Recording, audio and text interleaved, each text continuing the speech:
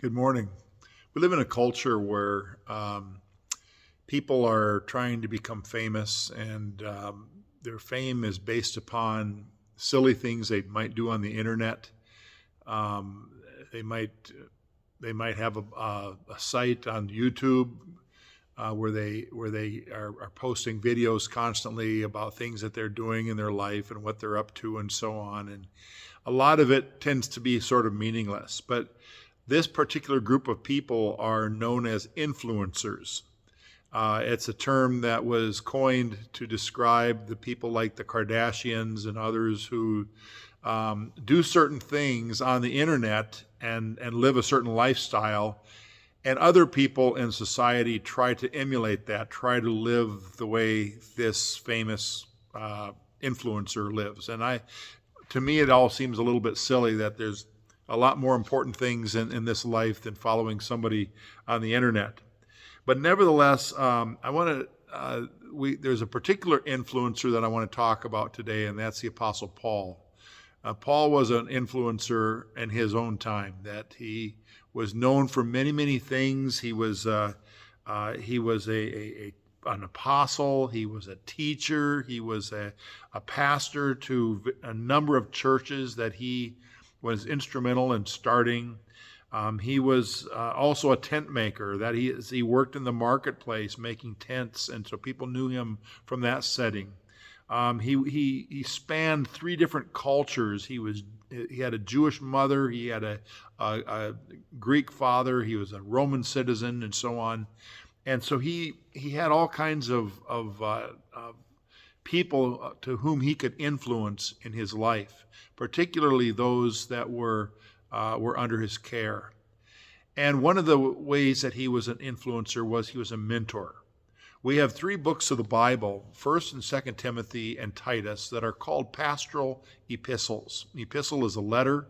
Pastoral meaning that basically what Paul was doing was influencing or mentoring younger people like Timothy or others in his life. And so in a particular passage that I want to share today, the Apostle Paul in 1 Timothy chapter 4 is talking to his young friend Timothy. He says, "Until I come, devote yourselves to the public reading of Scripture, to preaching and to teaching.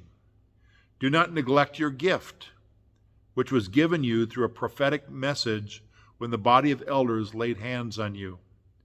Be diligent in these matters. Give yourself wholly to them, so that everyone may see your progress."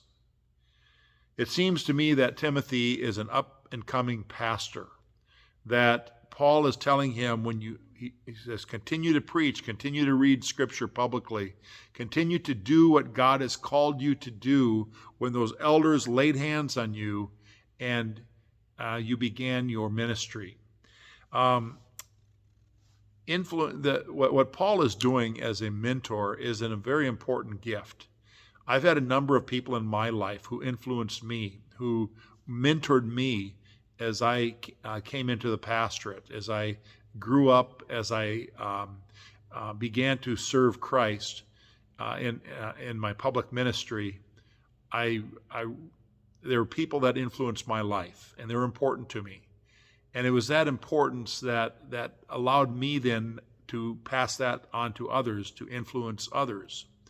And so this is an important gift. And I'm sharing this today because I believe that each of us are called to be influencers in our own right, in one way or another. Not all of you are going to be mentors in that regard, but all of us can influence other people through our public testimony. Who are you mentoring? Who are you helping? Has God given you the ability to look into the life of somebody else and to see certain spiritual gifts that they ought to be using to help others, to direct others, to minister to others? Has God given you the ability to encourage other people, to nudge other people, to carry out the gifts that they're called to give?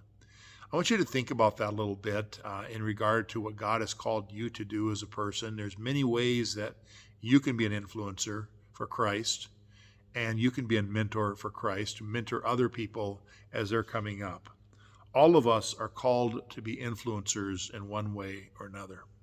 May God bless you today. May you have a wonderful 4th of July weekend. We're going to be with family up in Minot for a family reunion. We look forward to that. May God bless you, and I'll see you next week. Bye.